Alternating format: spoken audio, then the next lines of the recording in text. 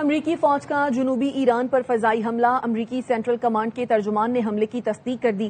بتایا ایرانی missile launching sites اور بارودی سرنگیں بچھانے والی کشتیاں نشانہ تھیں۔ امریکی فوجیوں کو ایرانی خطرات سے بچانے کے لیے دفاع میں حملے کیے۔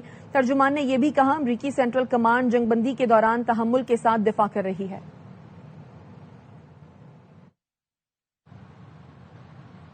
ایرانی پاسداران انقلاب کا امریکی ڈرون مار گرانے کا دعویٰ، فضائی حدود کی خلاف ورزی پر MQ-9 ریپر ڈرون تباہ کر دیا گیا۔ پاسداران انقلاب نے بتایا دشمن کا ڈرون ایرانی حدود میں داخل ہوا جسے تباہ کر دیا گیا۔ امریکہ کی جنگ بندی خلاف ورزیوں پر بھرپور جواب دینے کا حق محفوظ رکھتے ہیں۔ امریکہ نے جنگ بندی کی خلاف ورزی کی نتائج کی ذمہ داری امریکہ پر عائد ہوگی، ایران کی وزارت خارجہ نے ایک اعلامیے میں بتایا۔ امریکی فوج نے 48 گھنٹوں میں ہرمزگان کے علاقے میں ایرانی تجارتی جہازوں کو نشانہ بنایا۔ یہ جنگ بندی کی کھلی خلاف ورزی ہے۔ پاکستان کی ثالثی میں جاری سفارتی کوششوں کے دوران امریکی کارروائیوں نے واشنگٹن کی بدنیتی بے نقاب کر دی۔ ایران امریکی حملوں کی شدید مذمت کرتا ہے، اس کی تمام تر نتائج کی ذمہ داری امریکہ پر عائد ہوتی ہے۔ ایران کسی بھی امریکی حملے کا جواب دیے بغیر نہیں رہے گا، اپنی خود مختاری کے دفاع کے لیے پوری طرح تیار ہیں۔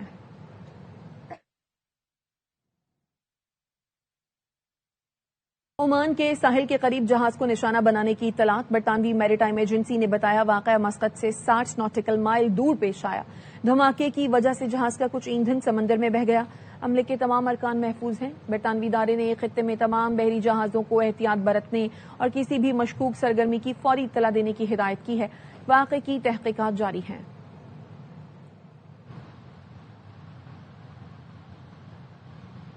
مرگ بر امریکہ، اسلامی جمہوریہ ایران کا مستقل نعرہ رہے گا۔ سپریم لیڈر مجتبی خامنہئی نے سوشل میڈیا پیغام میں کہا امریکہ کو خطے میں اڈوں کے لیے کوئی محفوظ مقام نہیں ملے گا۔ مستقبل میں امت مسلمہ اور نئے اسلامی تہذیب کا ہے، اب وقت کی سوئی کسی صورت پیچھے نہیں جائے گی۔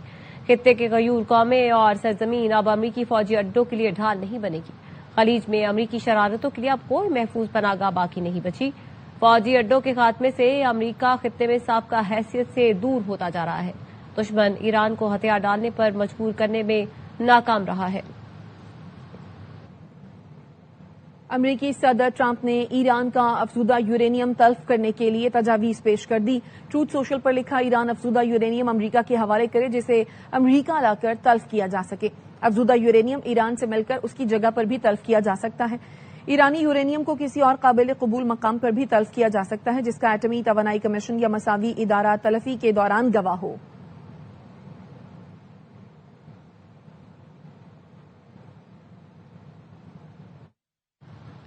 تحفظ کے لیے امریکہ پر بھروسہ کرنا غیر حقیقی اور غیر مؤثر سوچ ہے۔ ایران کے صدر مسعود پزشکیان کہتے ہیں خلیجی ریاستیں جان گئی ہیں خطے میں امریکی فوج کی موجودگی پائیدار سلامتی میں ناکام رہی۔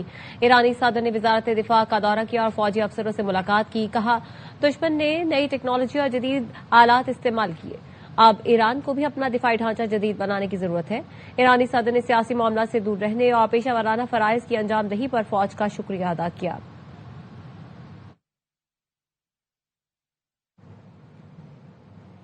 امریکی وزیر خارجہ مارکو روبیو کا کہنا ہے ایران کے ساتھ معاہدہ اب بھی ممکن ہے۔ صحافیوں سے گفتگو میں کہا قطر میں مذاکرات ہوئے ہیں، دیکھنا ہوگا کوئی پیش رفت ہو سکتی ہے یا نہیں۔ صدر ٹرمپ نے اس کام کو انجام دینے کی خواہش ظاہر کی ہے، یا تو وہ ایک اچھا معاہدہ حاصل کریں گے یا کوئی معاہدہ نہیں کریں گے۔ Position is well stated. The president had a very important, I think, historic call just a couple days ago with a number of leaders from the region. I think there's strong alignment and agreement on what a preliminary draft should look like. It's going to take a couple days to settle on even down to the disagreements over a word, sentence. So we'll have to work through that. If there's going to be a deal, we're going to have to work through that. But this is, it's either going to be a good deal or there isn't going to be one. Straits need to be open, unimpeded, without tolls. امریکہ ایران کشیدگی کے دوران پاکستان قابل اعتماد ثالث بن کر ابھرا۔ پاکستان خاموش مگر مؤثر سفارتکاری کے ذریعے عالمی توجہ کا مرکز بن گیا۔ ترک میڈیا TRT نے بھی فیلڈ مارشل کی قیادت کا اعتراف کیا۔ کہا فیلڈ مارشل عاصم منیع کی سفارتکاری تشہیر کے بجائے خاموش روابط اور بیک چینل ڈپلومیسی پر مبنی ہے۔ مشکل حالات میں بھی امریکہ ایران کے درمیان روابط کو برقرار رکھا۔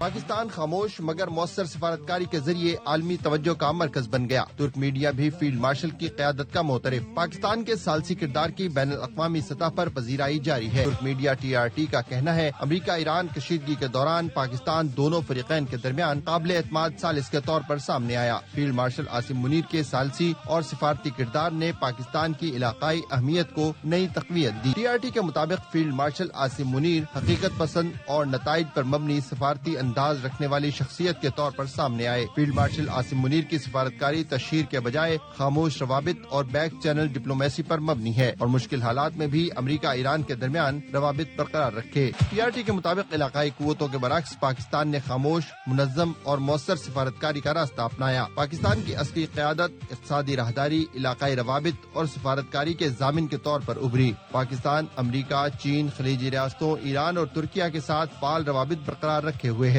چونکہ پاکستان کو کسی سخت نظریاتی صف بندی یا مستقل اتحاد کا حصہ نہیں سمجھا جاتا، اس لیے وہ قابل قبول ثالث کے طور پر ابھرا۔ سفارتکاری کی اصل کامیابی تشہیر نہیں بلکہ نتائج ہوتے ہیں۔ پاکستان کو اپنا اثر و رسوخ برقرار رکھنے کے لیے معاشی مسائل پر قابو پانا ہوگا۔ TRT کے مطابق پاک بھارت کشیدگی کے بعد فیلڈ مارشل عاصم منیر کی عسکری اور سفارتی ساکھ مزید مضبوط ہوئی۔ پاک سعودی دفاعی معاہدے نے پاکستان کی علاقائی ساکھ کو مضبوط کیا۔ فیلڈ مارشل عاصم منیر نے پاکستان کی مغربی سرحدوں پر دہشت گردی کے خلاف سخت موقف اپنایا ہے۔ پاکستان اور چین کا دفاع، سلامتی اور انسداد دہشت گردی تعاون کو مزید وسعت دینے کا اعلان۔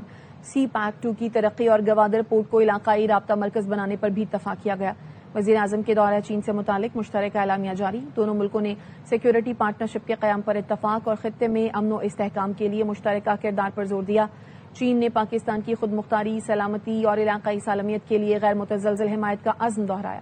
مشترکہ اعلامیے میں چین نے ایران امریکہ جنگ بندی میں پاکستان کے کردار اور اسلام آباد مذاکرات کو خراج تحسین پیش کیا۔ دونوں ملکوں کا مشرق وسطی میں امن و استحکام کے لیے مشترکہ کردار جاری رکھنے پر اتفاق۔ اعلامیے میں کہا گیا چین، پاکستان اور افغانستان کے درمیان سہ فریقی رابطوں میں بھی پیش رفت ہوئی۔ کالعدم تحریک طالبان اور مشرقی ترکستان تحریک کے خلاف واضح موقف اپنایا گیا۔ چین اور پاکستان نے جنوبی ایشیا میں امن و استحکام اور تنازعات کے حل کے لیے مذاکرات پر زور دیا۔ چین نے مسئلہ کشمیر کو تاریخی تنازع قرار دیا اور اقوام متحدہ کی قراردادوں کے مطابق حل کی حمایت دہرائی۔ اے ایمان والو، اللہ سے ڈرو اور تقوی اختیار کرو، عہد کی پاسداری کرو، کسی کو اللہ کا شریک نہ ٹھہراؤ، اس کے علاوہ کسی غیر کی عبادت مت کرنا۔ قیامت کا دن بہت دردناک ہے۔ مسجد نمرہ سے خطبہ حج دیتے ہوئے شیخ ڈاکٹر علی عبدالرحمان الحذیفی نے کہا، اللہ پاک نے فرمایا نماز قائم کرنے اور خیرات کرنے والے بہترین لوگ ہیں۔ نماز کے قیام، فریضہ حج کی ادائیگی اور رمضان کے روزے رکھتے ہوئے اللہ کا خوف مقدم رہنا چاہیے۔ اللہ فرماتا ہے صبر کرنے والوں کو وہ بے پناہ اجر دیتا ہے۔ ہمیں اللہ کی تمام نعمتوں کا شکر ادا کرنا چاہیے۔